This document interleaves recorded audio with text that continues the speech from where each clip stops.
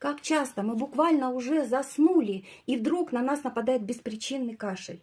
И мы понимаем, что это не простуда. На это есть масса причин, но мы сейчас рассмотрим с вами две.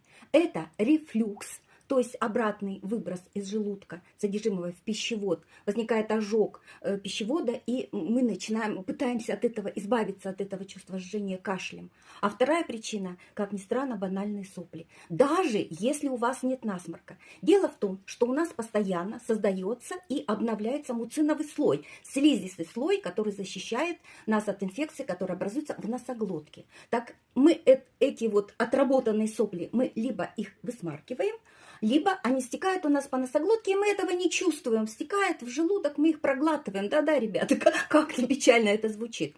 Так вот, когда мы ложимся, вот эти вот самые сопли, они стекают у нас вниз по носоглотке, раздражая ее, тем самым вызывая рефлекторное